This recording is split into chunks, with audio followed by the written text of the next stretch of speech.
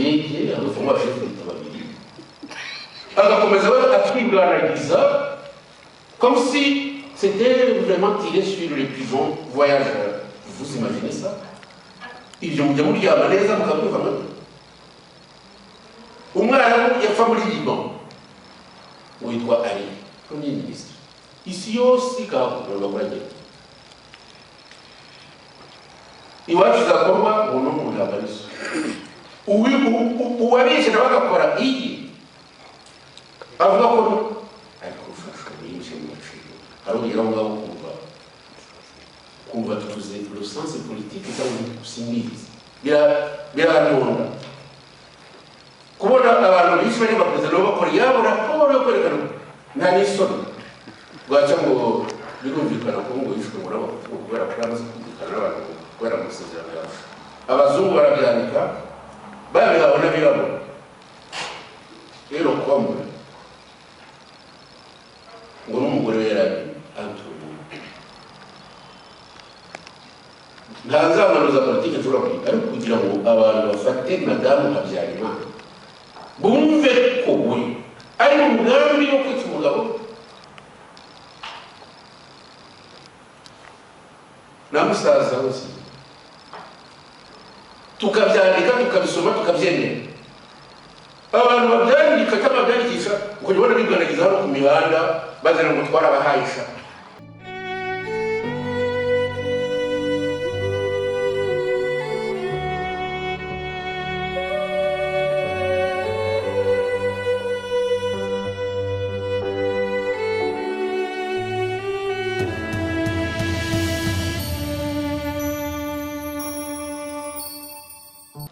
none rero umukobwa yaratanze abonye turi bigwari aragenda arabikora ubwiza ukuri mugari bya politika ariko mujye mutekereza umuntu ku giti kitekereza umutima utekereza n'ibyo atekereza nabo mu butukazi nabo mututsikazi nabe imera byombi uko mubishaka ariko uriya mu damu yagize courage idasanzwe ntumushyire bya politiki kuno ngo ntabamuherekeje mwarangariza gukena pour moi yagize courage iriya courage rero agomba kwishimira simvuze impundu hano singombe mu mashyi ndaza kubikora njyenyine niherereye ariko arabikwiye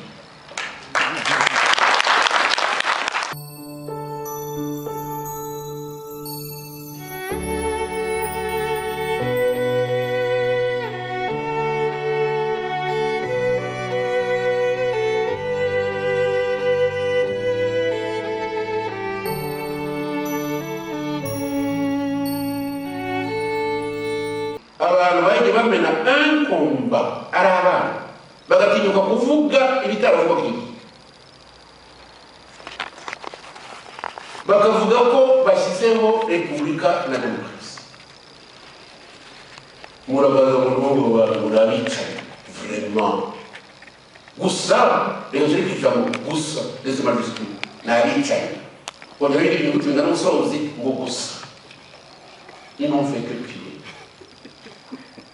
Ibyo bintu ni inacceptable.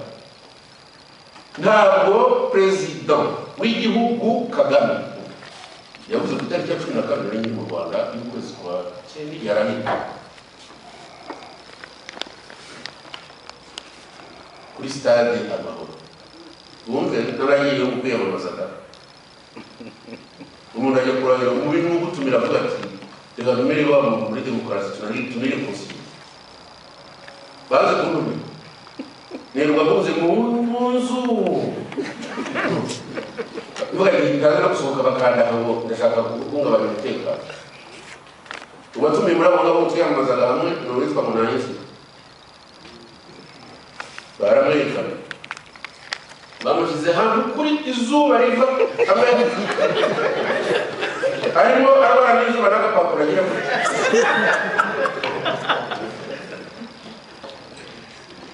Meje nakuvuga n'amagambo yavuze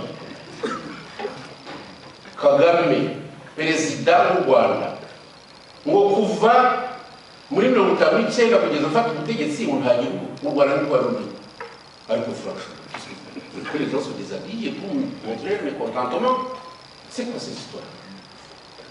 Ntabwo rwari rwo mirongo itanu n'icyenda kugeza muri mirongo icyenda na kane ukayivuga bikuva mu kanwa ureba abonye ibintangazo irabitwa ngo mabyi yaba barira kabiti bigarasha. C'est quand même terrible. Nyenda rivugira ku bantu b'abana bari ni ibintu inacceptable comme un chef d'État au lieu de lire l'histoire de son pays akaza kugira abantu ngo nta Rwanda rwari no muri mirongo itanu n'icyenda kugeza amagingo aya. Quel racisme kubera ko hagize abahutu. C'est quoi ces histoires là?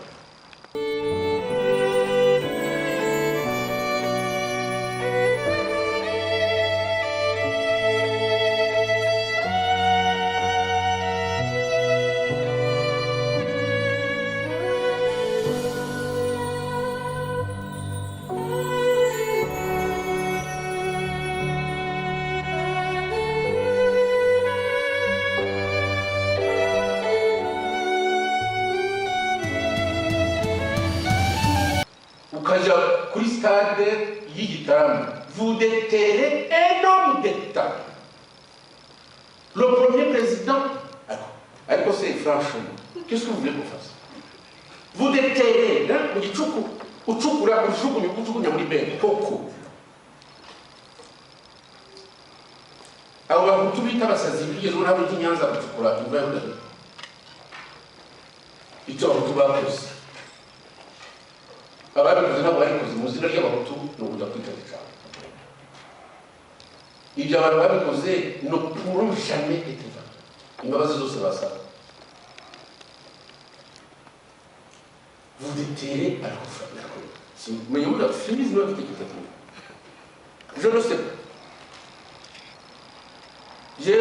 Non, mais allez nous bishobora gutuma abantu vous déterrez un voilà. Vous déterrez. Voilà, nous avons gouverneur de province, nous avons dit que vous avez dit que vous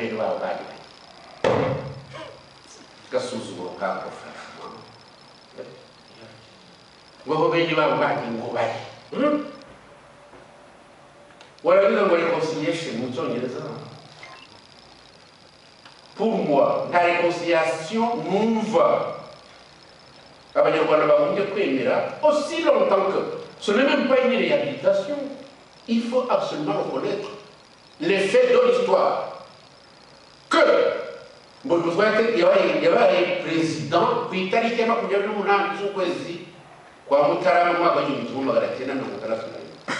et quel courage! Quel courage! Mon Dieu!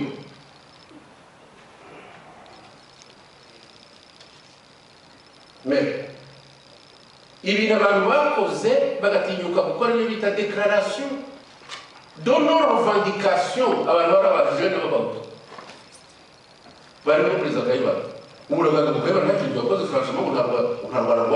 et vous acceptez ça.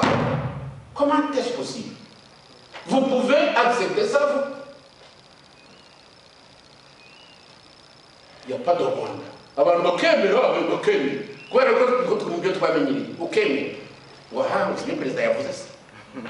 président comment qui n'accepte pas l'histoire de son pays.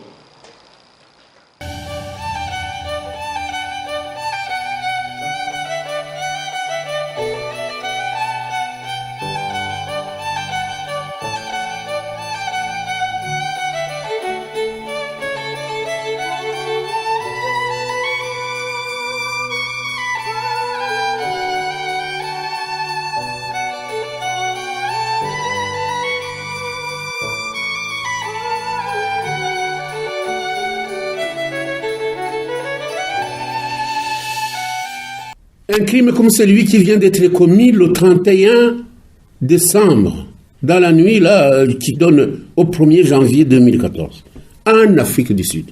Avez-vous jamais vu ça?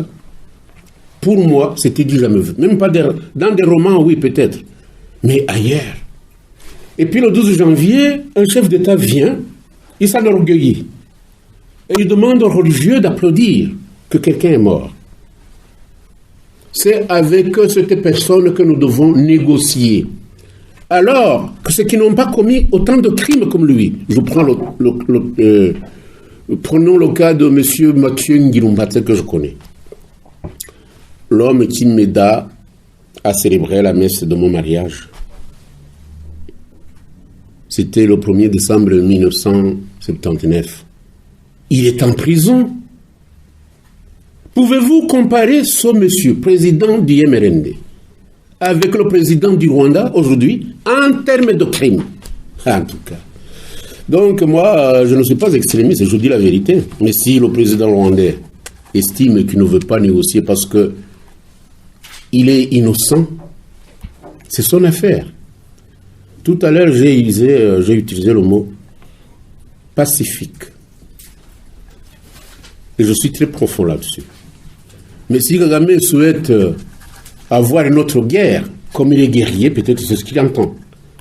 Mais continuer à mépriser les chefs d'État qui lui conseillent de négocier ou d'écouter même, dire qu'il va les tuer, comme il en a tué d'autres, c'est quand même incroyable. Et moi, je vous dis en toute sincérité, en toute humilité, je ne dis pas ceci parce que je vous dirais, comme certains le croient, mais ce type-là, il est ambitieux. Ce n'est pas question de pouvoir. C'est question de fierté pour mon peuple rwandais, Hutu et Tutsi réunis. La division qu'il y a, la division que Kagame a causée entre le peuple rwandais est tellement profond que pour le réparer, il faut un changement en profondeur. Franchement, je vous dis, c'est dit jamais vu. Et ce qui nous étonne, nous, c'est de voir l'Occident glorifier ce monsieur-là. Incroyable. On le glorifie, c'est l'homme fort qu'il nous faut. Maintes fois, je suis allé aux États-Unis, je discute avec les gens, même ceux qui sont dans les ministères. Oui, il a apporté la stabilité dans la région. Vous pouvez vous imaginer ça? Il a apporté la stabilité dans la région et puis il a établi la sécurité à l'intérieur du pays. Il est parvenu à faire vivre les Hutus qui ont tué avec les Tutsis victimes.